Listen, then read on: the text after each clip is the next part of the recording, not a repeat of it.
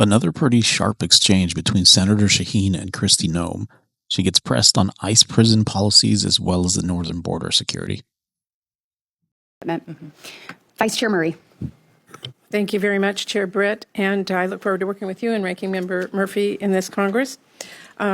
Madam Secretary, as Senator Murphy mentioned in his opening statement, Secretary Noem, under your leadership, we have seen you ignore our appropriation laws, our Constitution, common sense, and even basic humanity. And like a lot of Americans, I really have been horrified by the lawlessness and incompetence and cruelty that we have all witnessed.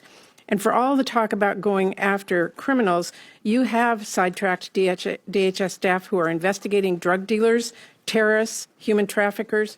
And rather than photo ops, we need more of your focus on providing basic diligence, because your crackdown has roped in American citizens and people who are here legally with no criminal record. Now, I'm not going to ask you whether that was right or wrong. I know it's wrong. The world knows it's wrong.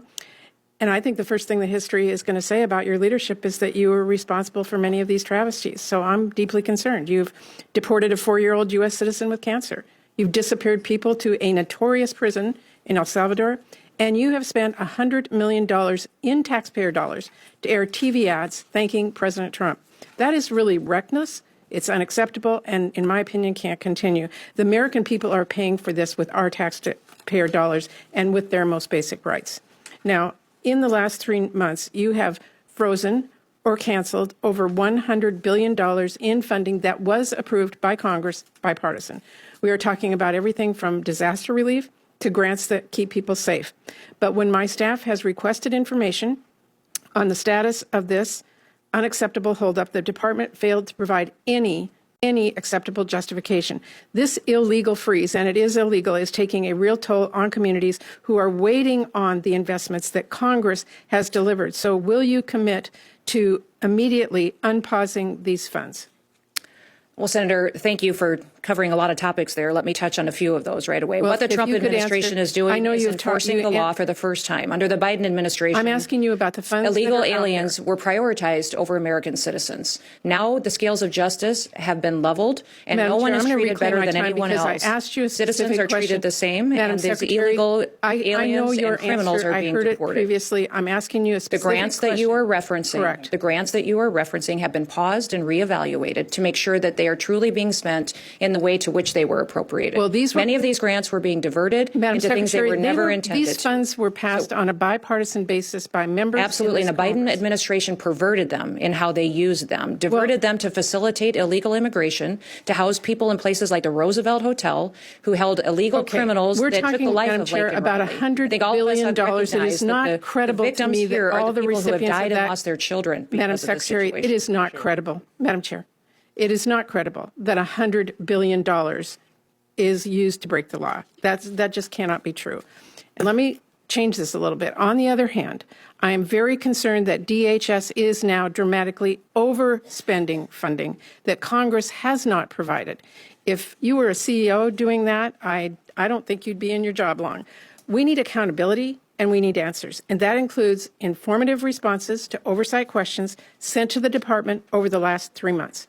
I am ranking member on this committee. I have worked with every member of this committee. We take our responsibility serious to fund your department and others. We need to have answers. We need to have accountability. And we need to make sure you're not overspending money that you were not allocated. Well, thank you for that question. I will be very clear in the fact. Do you want me to respond? Well, you can. Well, I've worked many jobs in my life, but I also have been a CEO. I've run businesses. I've been a governor. Your credentials. I'm questioning your spending. We are prioritizing where our security needs are in this country, and we are hoping that this body will agree that reconciliation is necessary to address the things that have been neglected in this country for too long. That we have the technology upgrades, the manpower upgrades that are necessary. So the $170 billion request for the Department of Homeland Security is incredibly important to make sure we have the tools that we need. I do have a couple of additional questions.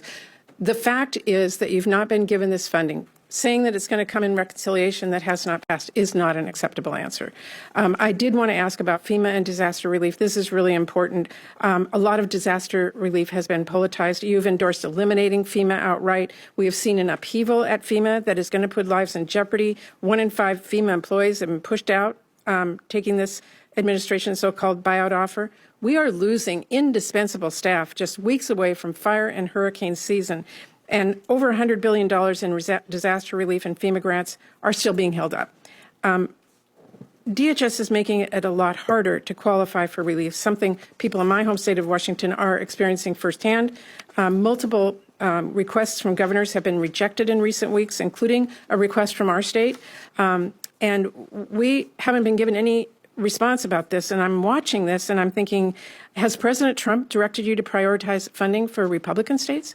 Absolutely not. Have you directed your staff to prioritize funding to Republican-led states over Democratic Absolutely states? not. There is, under this administration, there will not be any politicization of support, relief, FEMA assistance, or grants given based on politics. Well, every single person will be treated the same. It will be very different than the Biden Madam Secretary, there's a clear trend of Republican-led states getting very fast responses and funding. Democrat-led states are being forced to wait. We have never treated FEMA as a partisan issue in this country. Thank you, Madam Chair. Thank you.